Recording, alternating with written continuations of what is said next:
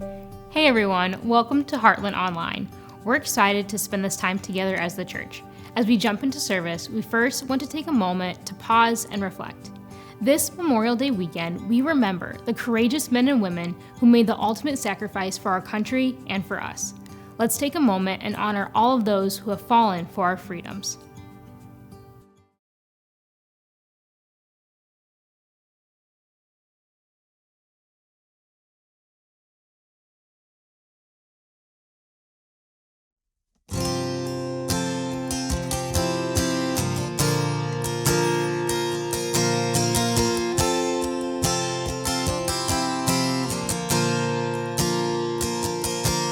If tomorrow all the things were gone I'd worked for all my life, and I had to start again with just my children and my wife, well, I thank my God above to be living here today, 'cause the flag still stands for freedom and they can't take that away.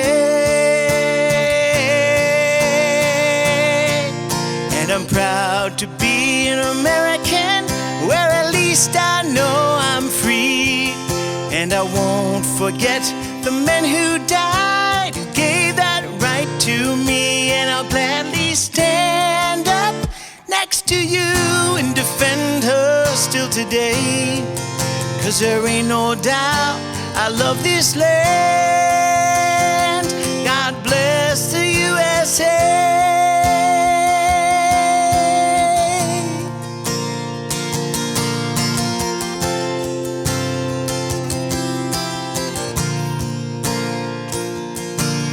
From the lakes of Minnesota to the hills of Tennessee, across the plains of Texas, from sea to shining sea, and from Detroit down to Houston, and New York to LA, there's pride in every American heart. It's time we stand and say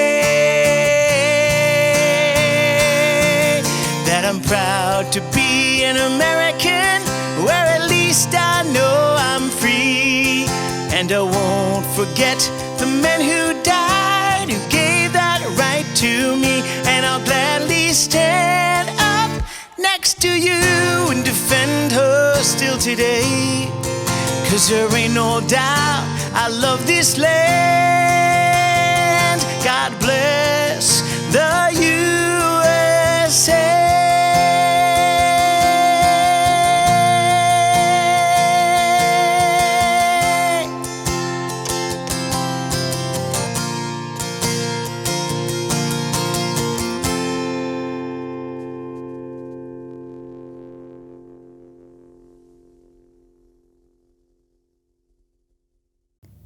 Let's pray together.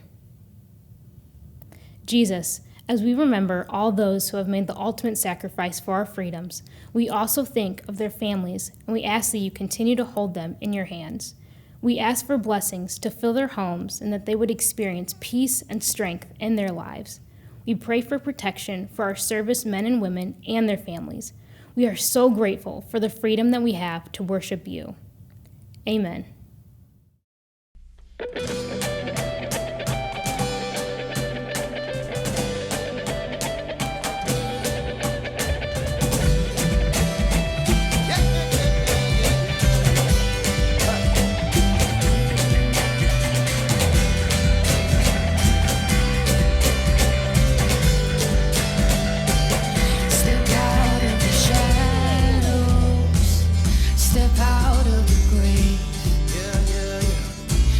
Into the wild, and don't be afraid. Run into wide open spaces, graces waiting for you. Dance like the weight has been lifted, graces waiting. Where the Spirit of the Lord is, there is freedom, there is freedom. Where the Spirit of the Lord is, there is freedom, there is freedom.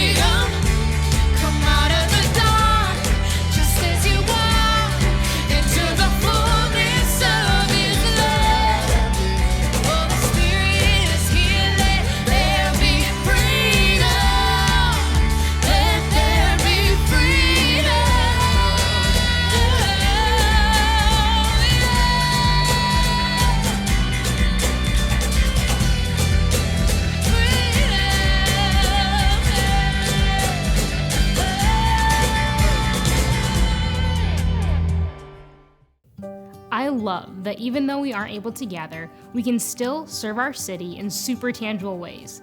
The Rockford Rescue Mission is in need of Bibles.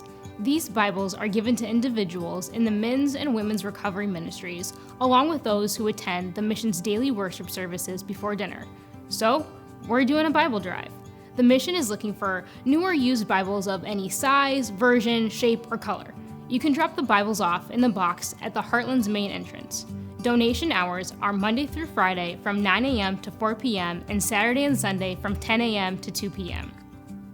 News and information are quickly changing, and we want to keep you updated about what's going on at Heartland and the different ways we can serve our church and community, like the Bible Drive. Download our Heartland CC app. You can watch weekend teachings, dive into discussion questions, and just stay up to date. We continue to be amazed by the generosity of our church during this time. We are committed to serving those in our church and our community, especially now. It's because of your gifts that we're able to continue to do that. We are able to meet the very real needs of people within our church family and our community. Giving online is totally secure and really simple. We have a few different ways for you to give. Text Heartland CC to the number 77977 to give via text. Download the Heartland CC app in your app store for a fast and easy way to give electronically.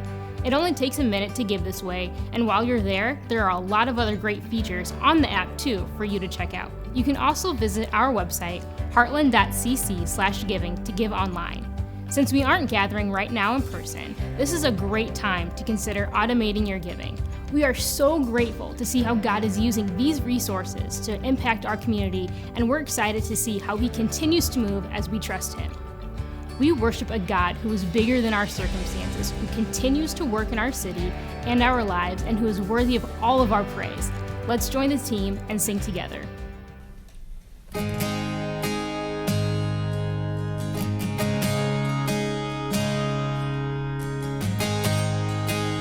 Worthy of every song we could ever sing, worthy of all the praise we could ever bring, worthy of every breath we could ever breathe. We live for you, we live for you. Jesus, the name above every other name. Yeah. Jesus, the only one who could ever save. Worthy of every breath we could ever breathe. We live for you. We live for you. And holy, there is no one like you. There is none beside you. Open up my eyes in wonder and show me who you are, and fill me with your heart and lead me in your love to those around me. Holy, there is no one like you. There is none beside you. Open up my eyes in wonder and show me who you are, and fill me with your heart and lead me in your love to those around me. Oh, just lead me in your love, right here, right now, God. Just lead me in your love, God. Just lead me in your love, God. Yeah. Listen. And I will build my life upon your love. It is a firm foundation, and I will put my trust in you alone, and I will not be shaken. Say, I will build my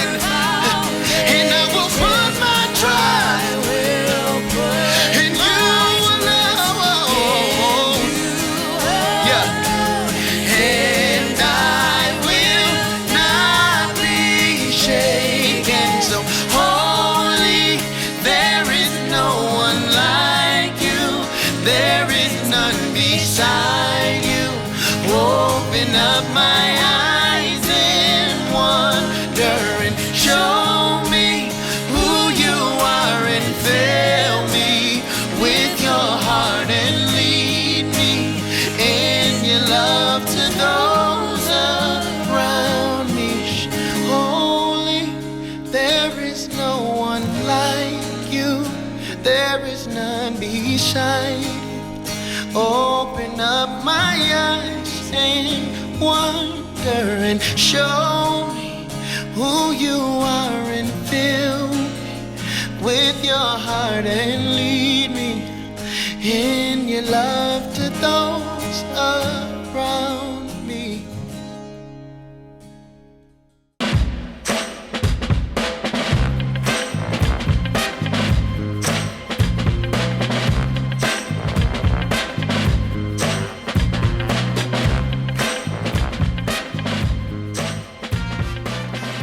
Welcome to week 2 of Rose-Colored Glasses, and we are covering an area that, honestly, when you think about it, I don't think there's anything more important and more difficult than parenting. Because this is what I know about parenting. Like, parenting is not for the faint of heart. Like, if you're gonna parent, it takes courage, and it takes grit, and it takes tenacity. Like, parenting, it may be one of the most challenging things like a human being ever does. And I knew this almost from the get-go when it came to parenting my children. Now, I have 3 kids, and Chrissy and I got married. We were pretty young. I was 23, and we had been married for 7 months. I was interning at a church when Chrissy came in to tell me that she was pregnant. Well, those 9 months flew by, and it was pretty apparent when Chrissy went into labor that parenting might be a challenge for Eric Parks. We show up, and I hadn't done any Lamaze classes because, I don't know, just didn't. I really didn't know what to expect, right, at all. I didn't know what to expect labor. I didn't know what to expect with the doctors. So we show up, and my wife, if you don't know Chrissy, she is just like, she's savage. She is just a stud. She is so frugal. We were so poor that she's like, well, I'm having this baby natural. I'm like, you're okay. So no pain medicine. She's in the middle of labor. When the doctor, I sort of stand up and then view the labor process. And it was in that moment that I was pretty sure I was not prepared. I turned white as a ghost. I begin to the room starts to spin. And I go over to sit down. I put my head between my legs, and I'd never passed out in my life. I am seconds away from passing out when my wife in mid-labor looks over at me and she says to the nurse, hey, you need to go take care of my husband. She's in the middle of labor. She goes, can you go take care of Eric? And the nurse looked back at Chrissy, and the nurse was like, yeah, he's going to be just fine. Look, I wasn't all that prepared, and I think as we brought Daly home, my feeling is probably similar to many of us when we first started the journey of parenthood. Like, how do we do this? How do you do this? How do you nurture and bring up this little human? Now, I want to say this. Over the next few minutes, we're going to talk about parenting, but if you're not a parent, I promise you, this message, the principles in this message, they are for you too. These principles that I'm going to lay out in God's word, this is how you bring out the best, not just in your kids, but everybody. Your boss, your friends, your coworkers. This message really is for all of us. And while it's centered around child rearing, I think every single one of us can pick some truth out and apply it to our relational world and see fruit come from it. Now, there's a reason why we picked the series that we did to dive into Rose-Colored Glasses, and that's because it is so true that relational areas of our life have been so prominent, probably because we haven't had relationships, at least the kinds of relationships we used to have because of COVID. And I think it's brought some reality to our life that we felt like as a church we wanted to dive into. And plus, I figured if I could get a few principles out to all of us, it may save some of you from killing your children. So, in an effort to really look at how do we parent well, how do we parent God's way, we're going to dive into parenting. So, what are the steps? Now, if you have a pen and paper, I don't normally do this, but I would recommend like taking out your phone or grabbing a pen and paper, because I'm going to give you some practical guides of parenting. And let me say this, these are all things that I have learned, Chrissy and I have learned along the way. We have many people to credit and many people to thank, many authors. None of these ideas are unique to me. These are just 25 years of parenting, sort of wrapped up in a really small talk. So to all those that have influenced our thinking and our parenting, we are grateful. And that starts the first lesson that Chrissy and I learned. If you're gonna raise kids and really be successful, this is one thing we learned. First, you have to accept their unique wiring completely. I want to say it again. Like, really parenting successful is really about accepting your children's unique wiring completely. Now, any of you that have done any child rearing, you know as well as anyone that none of your kids are alike. I mean, they just aren't alike. When I look at my kids, I know this. We raised them in the same house. They were basically all born in the same hospital, same environment, same discipline. Although Daly, who is our oldest and now out of the house, she contends pretty regularly that we were much stricter on her as the firstborn than we are on Harry, who is our 6th grader now, which that could be true. That could be true. But here's what's interesting. Each of our children, they are not just anecdotally different. And what I mean by that is like, just some surfacey things that are different about them. These kids, they literally are fundamentally wired differently. In fact, we had all of our kids take the Enneagram. Now, I don't know if you know about the Enneagram, but let me explain it real quick. It is this system of personality typing, and it just basically describes patterns of how people conceptualize the world and how they manage their emotions. So it's this personality model based on 9 different types. Well, we had our kids take the Enneagram, and our 3 kids, who are all born from the same parents, raised the same way, they are absolutely fundamentally different. Daly, she's a 2 on the Enneagram, which is a help giver or a caregiver. And that just means she loves like altruistically, empathetically serving. She's this hardworking, motivated, driven person, but it's all around people, like attending to them. And we knew this, like we didn't need the Enneagram to tell us she was a 2.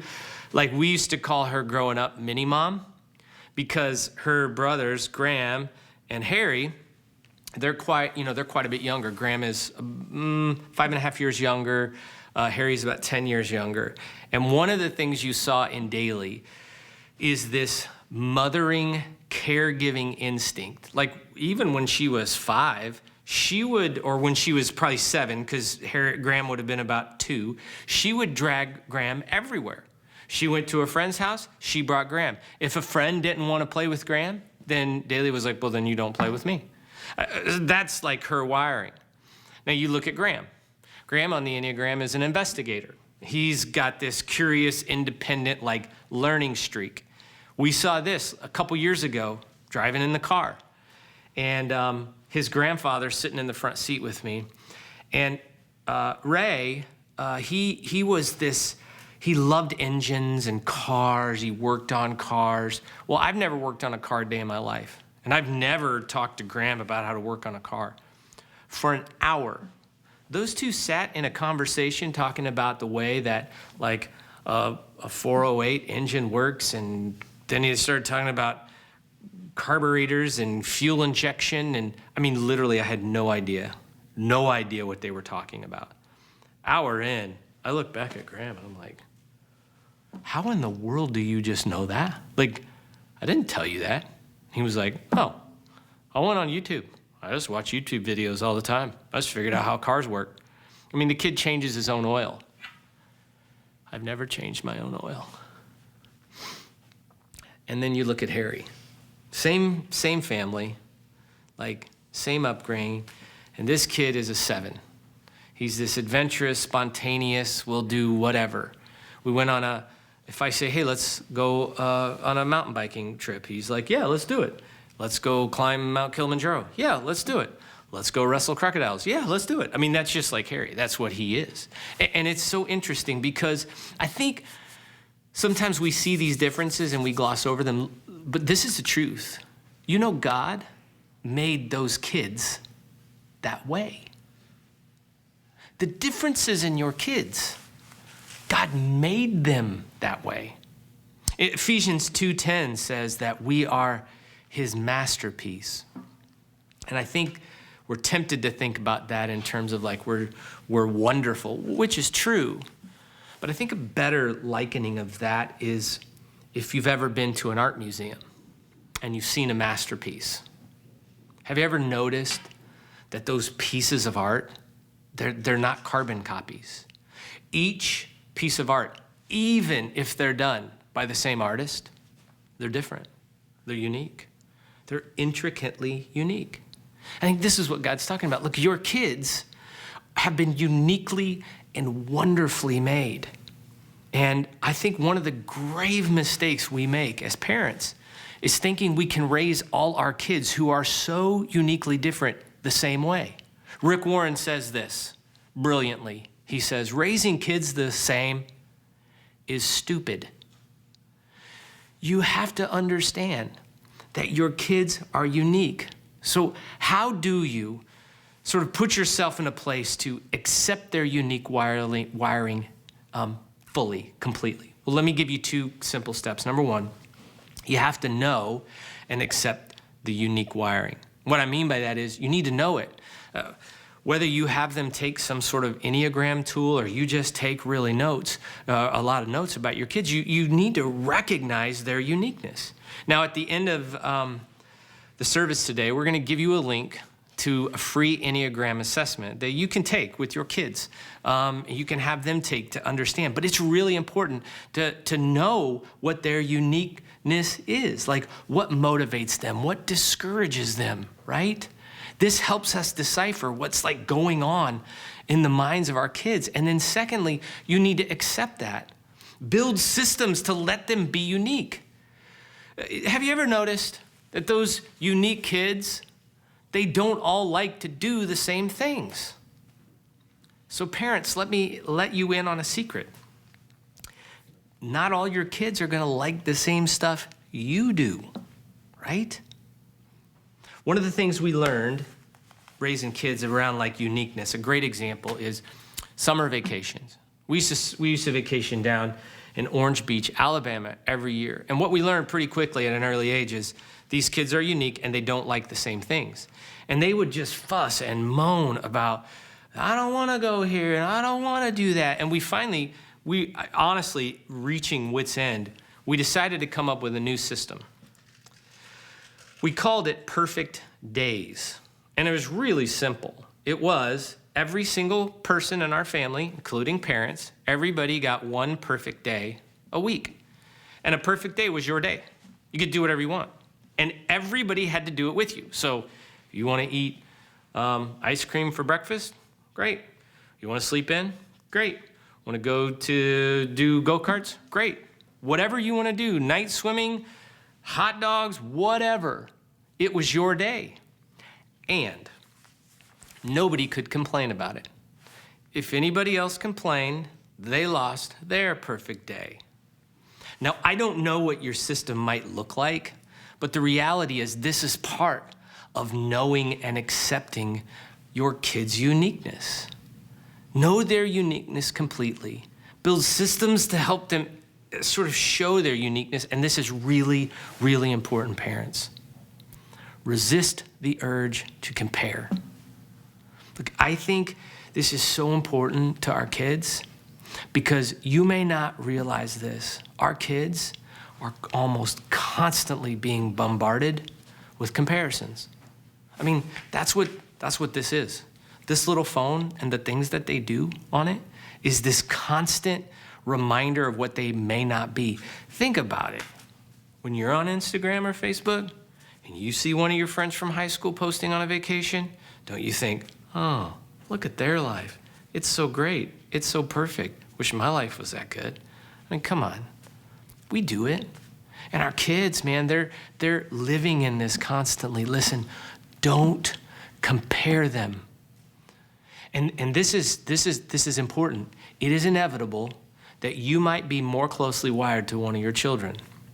You have got to resist the temptation to compare one of your kids to one of the kids you just understand better. Look, your wiring doesn't make you any better than anybody else's wiring.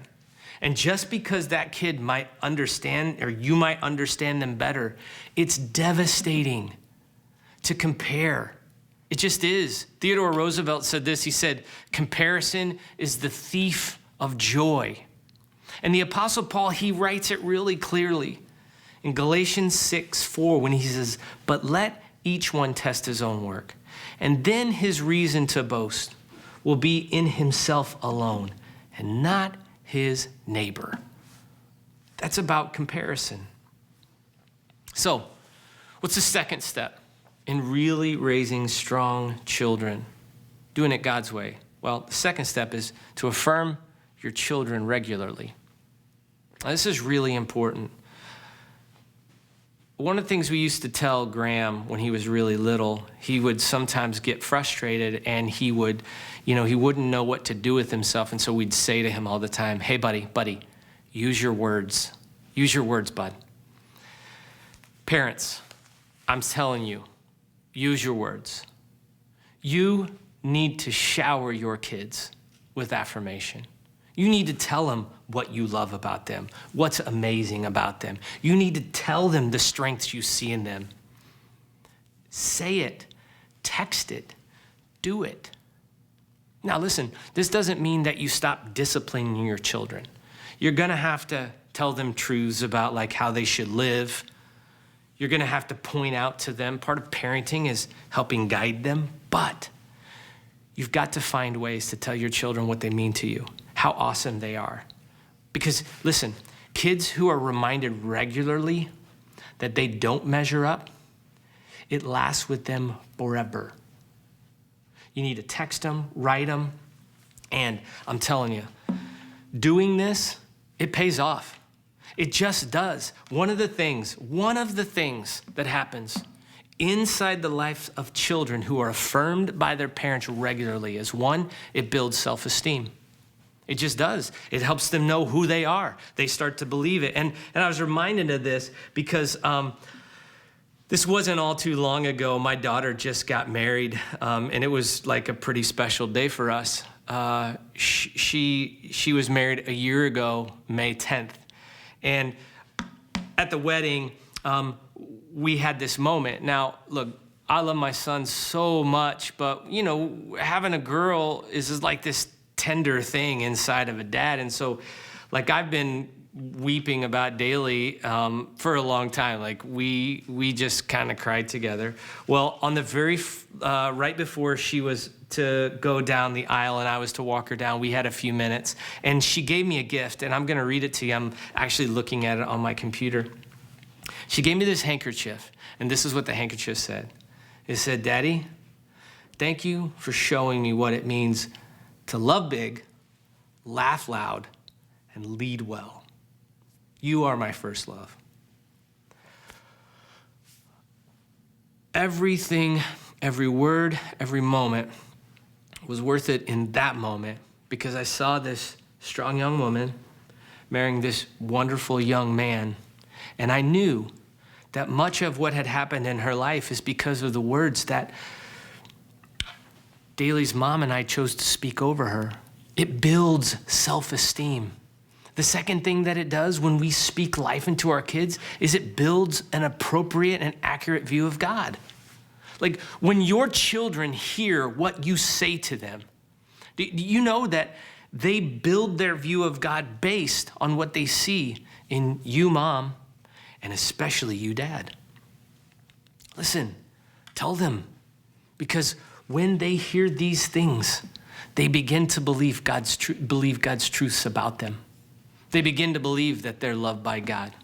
In John 3:16, they believe because what you've spoken so much life into them that they can do all things through Christ who strengthens them.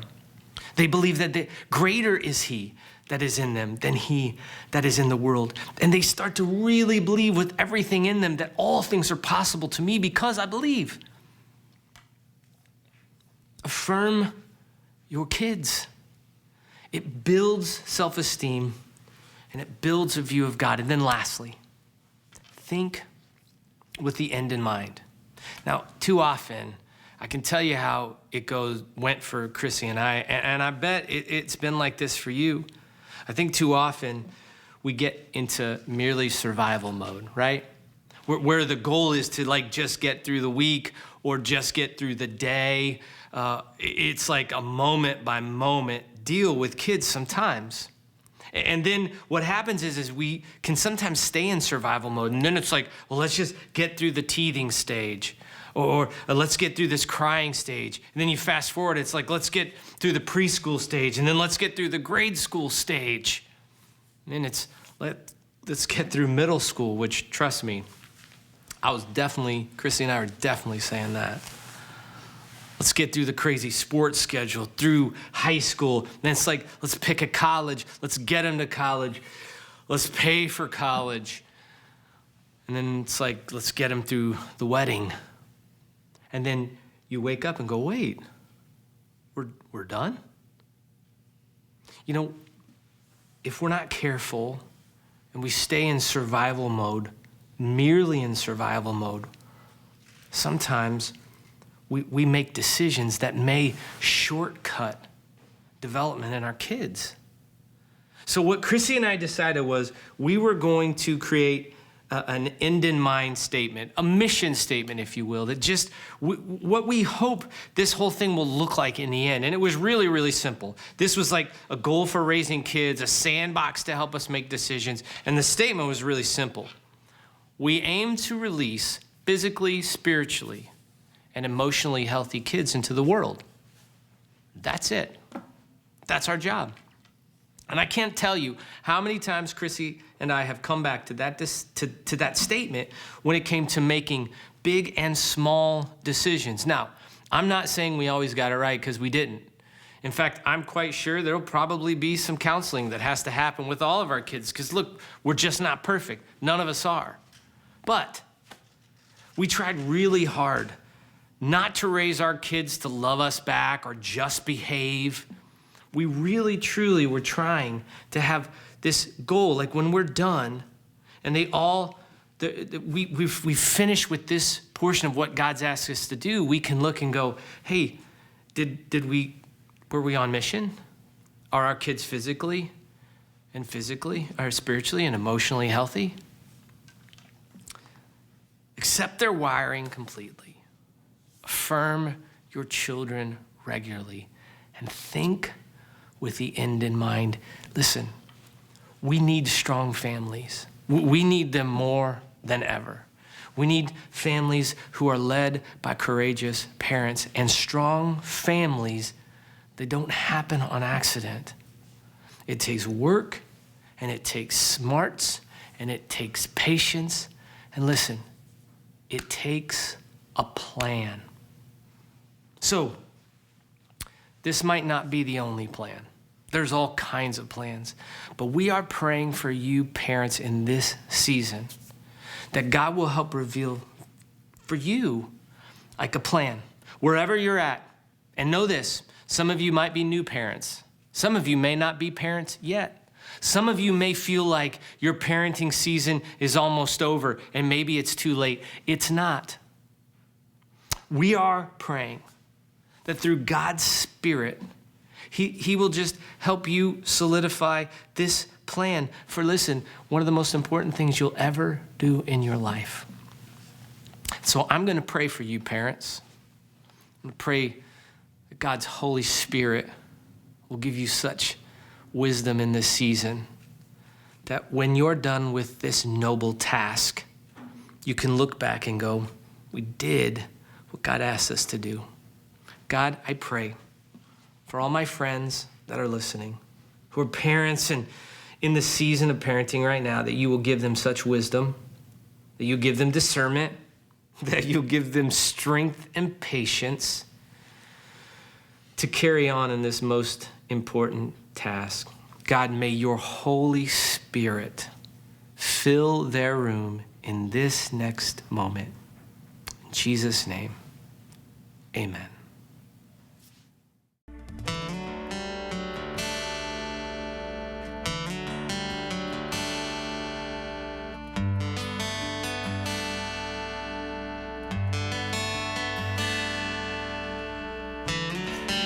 There's nothing worth more that will ever come close. Nothing can compare. You're our living hope. Your presence, Lord.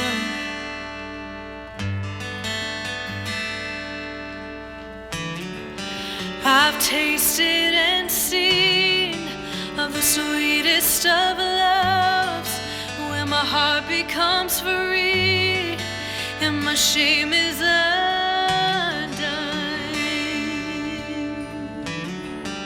Your presence, Lord.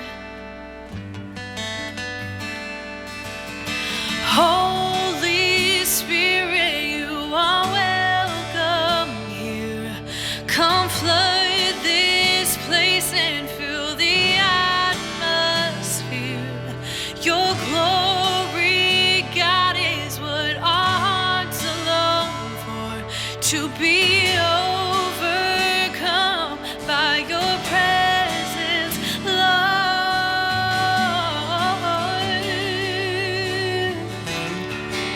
Your presence, Lord.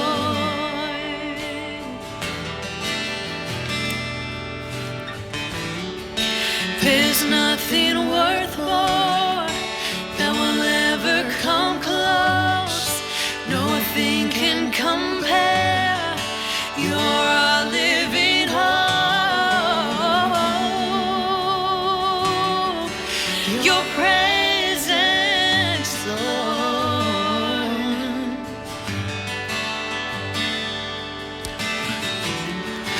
I've tasted and seen of the sweetest of loves, when my heart becomes free and my shame is undone. In your presence, Lord.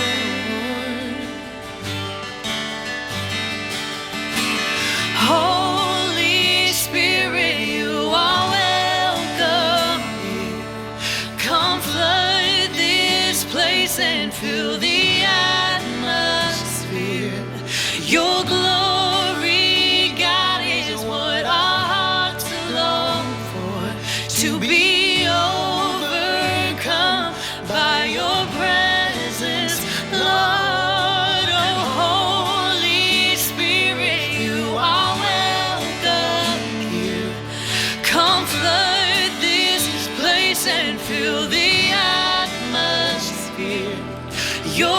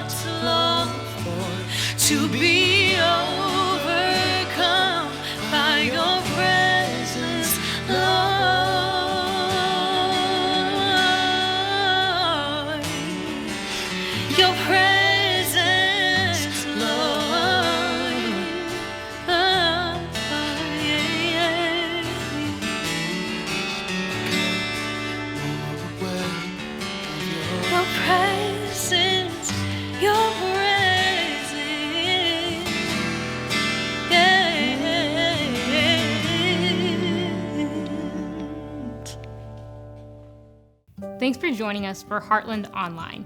It's so important that we parent with the end in mind. So let's be courageous and intentional with our kids. As Eric encouraged, let's take time to recognize how unique our kids are and learn more about what makes them tick. There's a link in the chat that you can click on to take the Enneagram test with your kids. It's a great tool that can provide some insight about your kids' wiring and help you strategize how best to connect with them. There are also some great resources on the Heartland app for all of you parents out there. Let's make sure to check them out. If you have any needs or would like prayer, email us at pastoronCall@heartland.cc or call our front office at 815-395-8000. Join us next weekend as we talk about building friendships that last.